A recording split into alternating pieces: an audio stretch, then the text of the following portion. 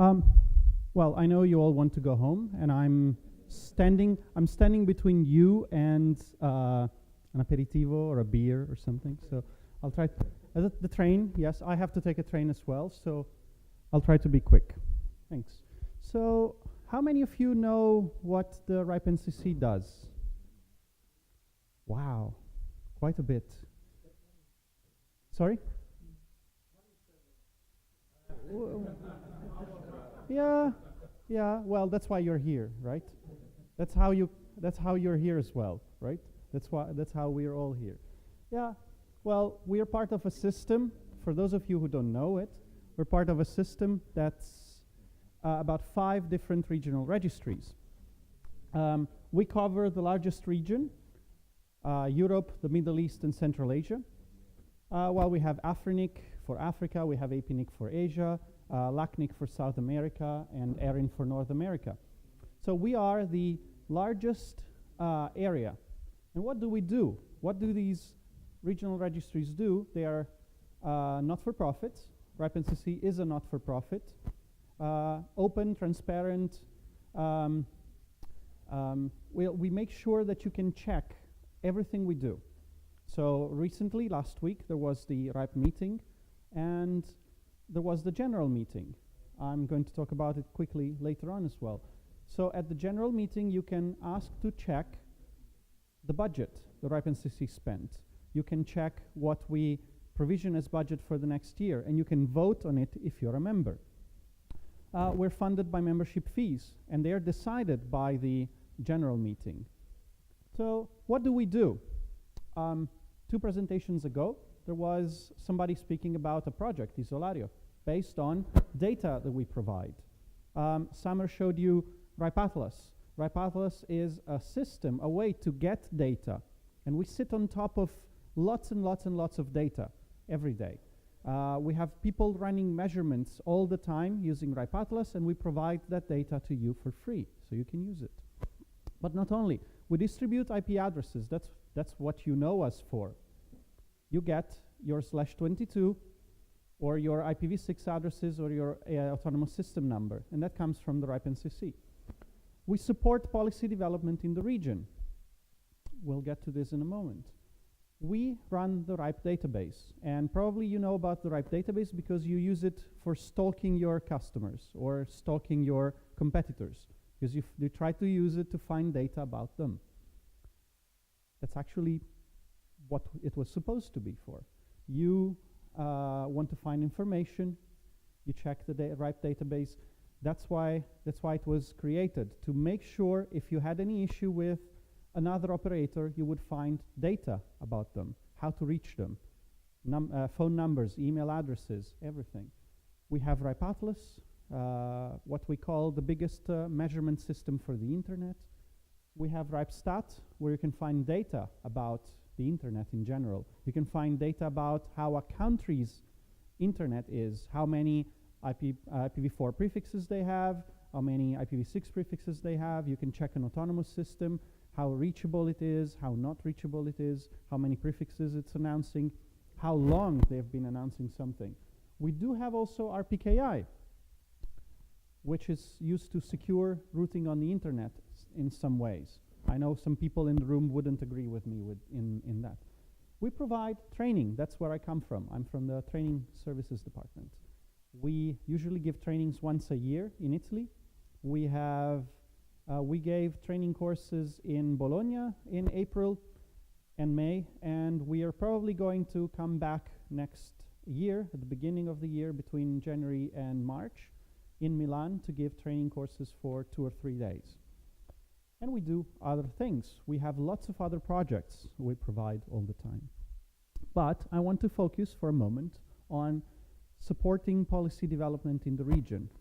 I was looking around, and apart from Job, I could only see one other person that I know that does this, and actually he even left, so he's not in the room anymore. But what does this mean? I give you an example, a very quick example. You know, if you are a new LAR, if you want to open your own company and you want to offer internet services, what are you getting right now from the RIPE NCC? How many do you know? Well, no, that's not true. How many IP addresses would you get? You get a /22. You get a /22, and do you like this? Maybe not. So I know a lot of people would like to change this. And so where does this come from? That might come from you. Then you will find people like Job that will be against that. Probably. And you might want to discuss that on the mailing list. But you could try, right? You could try changing things. We always try to teach this to people, to train people about this. Because if you don't like something the RIPE NCC does, or some way the RIPE NCC acts, you can raise your hand and say, I don't like that. And we have a specific person called the PDO, the Policy Development Officer, that's there to help you. So how does it work? Everybody can present policy proposals on mailing lists and at meetings, anytime. Whenever you do that, you will be approached by this PDO, Marco, German, not Italian, unfortunately. Everything is transparent, so everything happens on the mailing lists. Marco will approach you, will ask you to, if you need help preparing the policy change proposal, and then he will help you draft it and propose it to the community on the mailing lists, where everything is also transcribed at meetings. And then you make the policies, and when the policies reach consensus, so when there's agreement on those, it's a very strange definition of agreement, but we don't have time to get into that right now. The RIPE NCC implements them. And here comes the difference. So the RIPE community makes the policies, so the rules. And then the RIPE NCC, the one you see on your lanyard as well, adopts them. So we don't make the rules. Whenever you see something you don't like, it's because it came from the community most of the time. We do have internal procedures, of course, and that can be changed if asked by the community. So there is the development process is bottom up. So you have the RIPE community, then you have the chairs, people who voluntarily step up and say, I want to manage this working group. I want to make sure that things come out right. And they are 2 or 3 depending on the working group. And then the RIPE NCC provides just the administrative support. So we don't decide anything. And we implement the proposals. So this is a list of the working groups we have. The most active one is address policy, where a lot of discussion happens all the time. In the last 3 weeks, you might want to go, if you have a spare day, you might want to go and read what happened there. There was a very lively discussion that happened about a policy proposal that then was withdrawn at the RIPE meeting last week. Okay. I talked about the general meeting already, and I want to go quickly about IP address distribution, because now you only get a /22. This policy was made some years ago so that everybody could get a little piece of addressing. But if we look at the availability of addresses in the region, this is our free address pool. You see that it's actually growing. I'll go quickly through this. Every 6 months, RIPE NCC gets some addresses back from IANA, from the entity that stands on top, the one that actually runs, manages 0/0. We get addresses back. So a lot of people always point at this and say, oh, but why do we have this policy where you only give a little piece to everybody, where when addresses actually grow in number in your pool, because they are actually quite growing? That's because we entered a particular stage some years ago where the policy says we're only giving a /22 to all the members and all the new members. Again, if you don't like this, you can change that. You can try to change that if people approve that and consensus gets through that.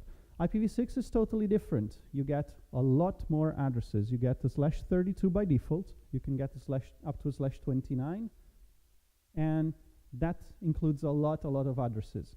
A /29 would let you provide every Italian with 2/56s, so 2 networks that are 256/64s.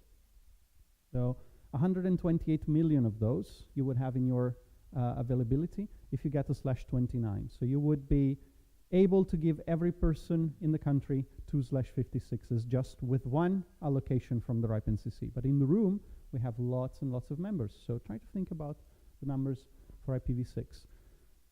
In IPv4, if you have finished your addresses instead, you can transfer them.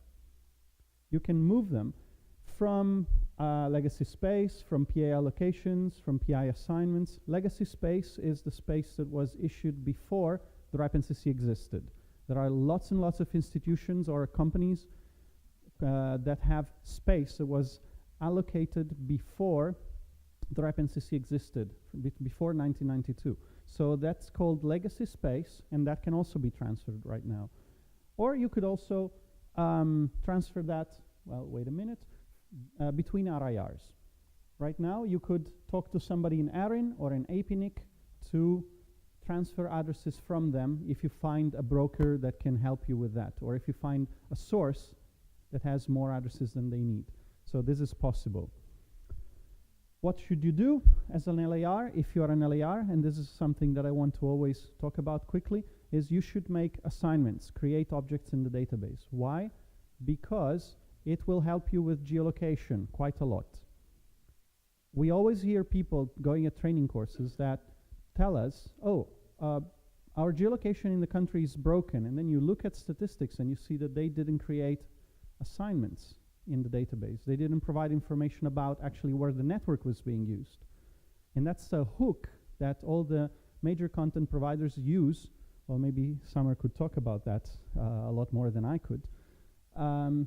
Use that hook to find out where that network is being used and then provide geolocalized content. One thing is you should protect your resources. We see a lot of this happening, a lot of people getting their IP addresses taken away by a lot of LARs from people who were working there and left. The LAR didn't update their contact list. So when these people when the person who left the company tries to talk to the RIPE NCC, we can't know that they left. And it might be possible that they initiate address transfers to somebody else to make money. It happened. It happened quite a bit. So one suggestion is to keep your contact list updated all the time in the LAR portal. Because whenever we see a name there in your contact list, we think it's people we can talk to and people who can represent your LAR and can do everything with the LAR. So keep your list updated. Do we have any questions? Was I quick enough? Great. Any question? No questions? So have a nice evening.